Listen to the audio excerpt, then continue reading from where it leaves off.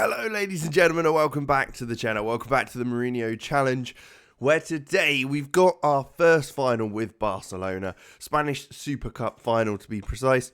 It's against Real Madrid, so it's going to be the El Classico. It's going to be a tough one. But before we get started, make sure you leave a like, subscribe to the channel so you don't miss any of the Mourinho Challenge and anything else we've got coming your way.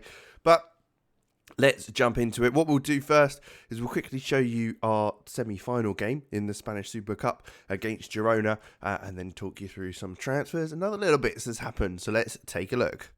So it ended up being quite an easy victory in the end for us against Girona. They are bottom of the league, or they were at the time of the game. So it wasn't going to be too much of a challenge from standings, as we are sitting top, pretty at the top, that is. Hannibal got the first goal. They did get one back to level things up, though, in the 17th minute, coming down this right-hand side. They worked the ball quite nicely, and Aliou was able to strike one off the post to make it 1-1. But we did manage to take the lead again before the end of the half, where on the half an hour mark, Weber was able to grab onto that ball. It was a poor touch. Kjærgaard played Parada through, who managed to slot that one away. And then just into the second half, we scored again to double our lead and get us that 3-1 victory we needed. Parada's ball through found Weber, who slotted it past the keeper, and it ended 3-1, and we were through to the final. So, as we mentioned, it was quite an easy victory in the end.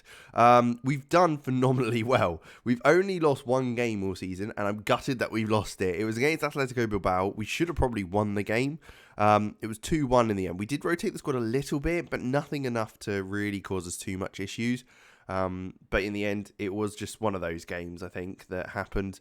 One other game to note is we beat Olympiacos 15-1. I just don't know what happened. I don't know why we suddenly just decided that we were going to be absolutely ruthless. But Leandro Parada and Jackson scored 5 goals each in that. Was it 5 goals or 6? There was 6 for Parada.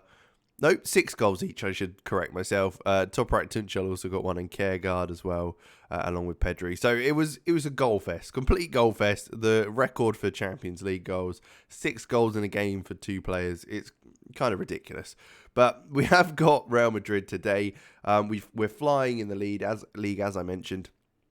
Top of the league, 14 points clear at the top, only losing 1 game all season. We are smashing things. We're in the knockouts of the Champions League, taking on Arsenal in that one. Spanish Cup, we got in the first round Leon Cesar, and as we are aware, Barcelona Real Madrid. So we're fighting on all fronts at the moment. We could get a total of 4 trophies, and that would really help towards getting anywhere near Mourinho's total of trophies. Looking at transfers, though, there are a few to note. You will have seen a couple there, but I'll come back to those. Obviously, we did bring in a few players. Now, Carlos Cordoba, I'm not sure if you actually saw that, but unfortunately, we have had to loan him out to Schalke because I'm an idiot. And he's classed as a foreign player, so he can't actually play for us because we've currently got 3 players registered who are foreign. That'll also link into something else later. Brandon Williams we did bring in as our left back. He was the player that kind of tipped us over the edge with foreign players, because I keep forgetting that England's not part of the EU anymore, or the European Union, or whatever the hell stupid Brexit thing did for football. So in Football Manager, it's very frustrating. But he's been very good for us. We know what he's about. He knows what our formation's about. He's played well for us at Atletico Madrid, so we brought him in. The other player is Rodrigo, 15 million from Levante. Now, he's come in, and we're developing as a right back. Inverted right back, left-footed, so he can come inside, and he's naturally a central midfielder. So I think that will help him kind of sit in that role quite nicely. He's 20 years old, so plenty of room for that development. He's got good pace, decent defensive stats as well, with 16 tackling along with that, as well as teamwork and work rate. So I think he's going to be a very good player if we can kind of develop him there. But the other ones are Harvey Barnes. We're bringing him at the end of the season, at the end of his contract at Atletico. Only problem is that he's obviously English, so it means that he probably won't be able to actually play for us. Because, you know, foreign stuff goes on. Janis Antis is the other one. I'm quite happy with this one, as he'll be a fantastic backup player for that attacking kind of 4-player positions. So we've got plenty up there. We'll be more looking at maybe the defensive side at the end of next season, and we'll probably need a goalkeeper, as we've only got one by the looks of things, which I only realised halfway through the season, and that's Kim Christian Hoyenhall. But with that, let's jump into today's game. It's a cup final. It's our first chance at a trophy at Barcelona this second time round. I can't even remember if we got anywhere near any trophies last time. I don't think we even won anything, but it's a big one. It'll be a tough game, as we're fully aware, but we will be playing this one like this, I think. I don't think there's any other changes I want to make. Maybe Brandon Williams could come on for Sagos on that left-hand side. Pedri's injured. Hannibal is off at the African Cup of Nations, which is a nightmare for us, really, at this stage. But Hoyenhall in goal, Troffin, Araujo, Elkjær, and Williams at the back. Frankie de Jong playing that centre-mid role. Then up forward is Weber on the right, Jackson on the left, Bellingham in the advanced playmaker, shadow striker Kjærgaard, and then Parada up top. Parada was very close to getting World Player of the Year, so what a signing that was, just saying. But yeah, he just missed out. I think he came second in that one. So some good work, but you know, it didn't quite make the cut for the top dog. But I can't really complain, to be honest. The semi-final was at the Bernabeu. I don't know if this one is. It doesn't look like it would be. Where it will say, won't it, on here? I think. If I can, nope, not on there. It won't say it on there. What are you on about? That's not. It's not where it says it. I don't actually know where we're playing today's game. Doesn't really matter because we're going to win anyway. We did beat Real Madrid in the first time we met them in the league. 3-1, I think it was. So it was quite a comfortable victory, really, in the end. We were quite dominant in that one. And hopefully today is similar. Jude Bellingham coming forward. Brandon Williams, then De Jong into Kjærgaard. We've got a lot of players quite tight up. It would be nice to see our wingers maybe a bit further out wide. To give us a bit of space, but Weber's looking to get that ball and look down that right hand side now, using his pace to get down there. It's switched back inside to Brandon Williams and Troffin, who are sitting in that kind of midfield role centrally when they come inside from as inverted wing backs. But a ball over the top by Troffin, looks for Weber, not able to find him as it goes to Diop again, and he has to kind of reset things. Ball comes forward again, but Frankie de Jong once more coming forward with the ball. Bellingham finds Parada, and there it is. That's 1-0, but it looks like it might actually be offside. I think it will go to VAR for a double check, but I'm hoping it's not, because that would be a great start to the game. 3 minutes in, getting a goal to give us the lead, but in fact it is disallowed and it stays 0-0. Real Madrid get away with one, but it was a lovely ball by Jude Bellingham. Parada just strayed offside though. Oh well, yeah, a good yard offside in the end, but it's a good start. It's good to see. We're still looking very good and we are very much on top. Parada's delivery into the box, and Elkjær heads over the bar. The man we brought in the last time we were at Barca heads over. He's developed very nicely though. It's good to see that a player that we brought in previously has really developed well, and hopefully should continue to do so as he does take this free kick as well on this left hand side. 20 minutes in, finds Brandon Williams, who looks for Bellingham, then De Jong, then back across to Troffin, who finds Parada, who's dropped deep, but he finds Kjærgaard on that shadow striker role, who pushes forward past him and gets the goal that we wanted. The Atletico Madrid man we brought in has been brilliant for us, playing in multiple positions. He's so versatile. It's great to have him in the side, and he's worked so well, and that just shows it there. Frankie de Jong into Troffin, into Parada, who looks round the corner, and Kjærgaard is a free man in there, just smashing it past the keeper, and that makes it 1-0. Can we get another one? De Jong looking down the line, but it is cleared away. Are we going to be able to stop that? We do manage to slow things down. They have had to go back to the keeper, but De Jong does well to win that one. And Jude Bellingham looks over the top to Weber. Parada's shot, it rolls across the line, doesn't quite go over, and it means that Real Madrid stay in the game at 1-0. I mean, they got away with that one. It struck the post. It wasn't the hardest of efforts, but it was obviously quite accurate into the corner. It rolled across the line. Keeper was nowhere near it. And it just trickles away, unfortunately for us, but fortunately for Real Madrid. Araujo, though, doing very well this season as well. Elkjær receives that from the keeper, and Brandon Williams will go forward again. It's definitely works having these inverted wingers come inside as they support De Jong in there, and that allows him to go forward more. And then obviously we've got the attacking players who do drop in. They do drop into a deeper role, as you can see there when we lose the ball. So it's not like they are so far up the pitch that they're never going to be involved in the game defensively. But normally, because we win the ball so high up, it doesn't matter as much.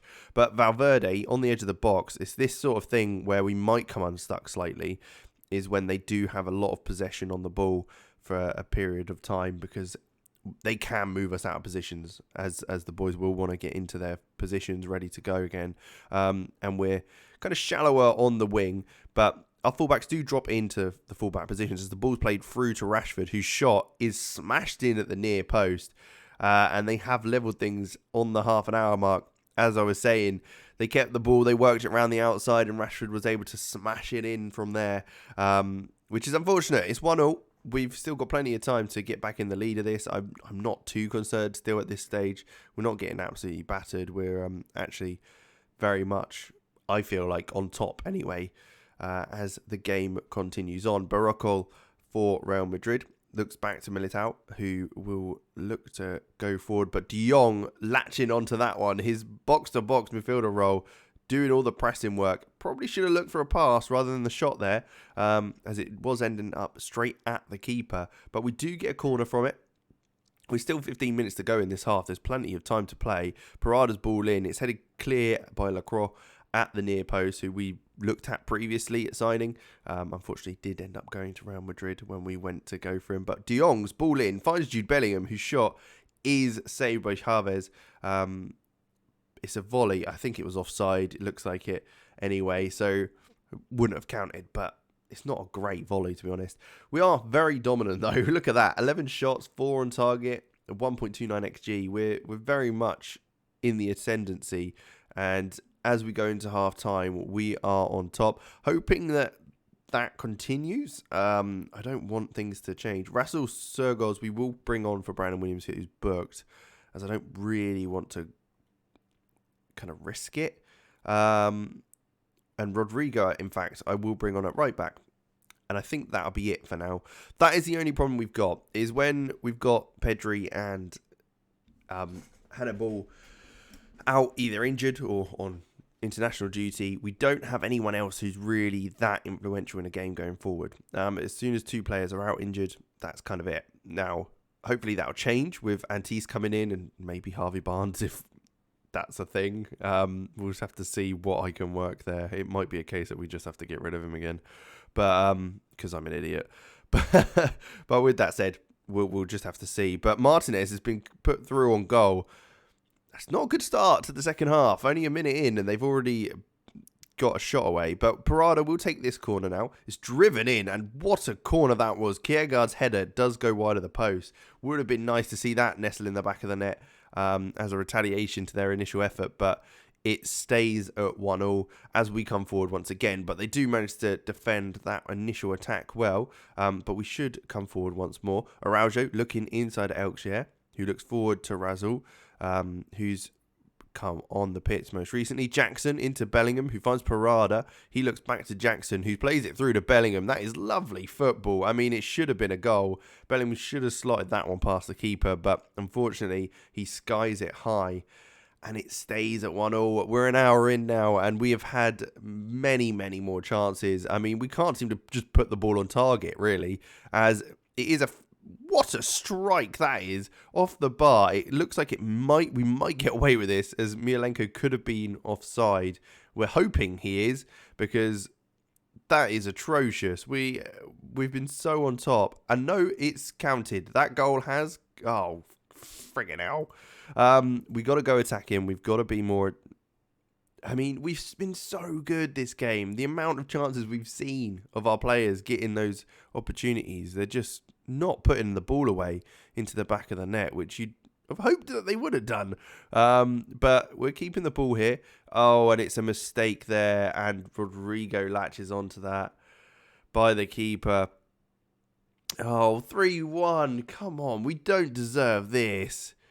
We've been very good, but it's just not worked, has it?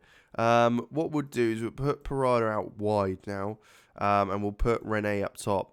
Xavi Rene, I mean, he's not been fantastic. He's only a young player, so He's got plenty of time to improve, but we can't really afford for players to take time to improve. We need them to be good now. So that's why we always want to spend the money to bring in already made players. Xavi René coming on for Michael Webber, though. Maybe he'll be able to do something in the last 15 minutes. It's disappointing, really, at this stage, but we've got to see what we can do.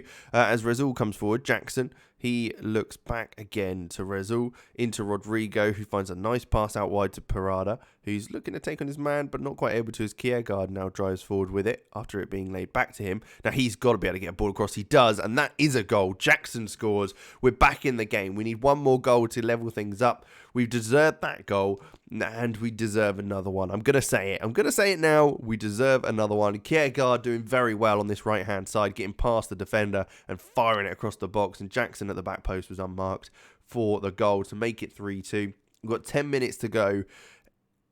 I think we can do it. I think there's every reason we can do it. As Parada looks to take this corner, he whips it in into the back post. It's a header, yeah. Heads it just wide of the post. They've now made a few changes, Real Madrid, but that could have been the one to get us level as things tick right down to the last moments of the game.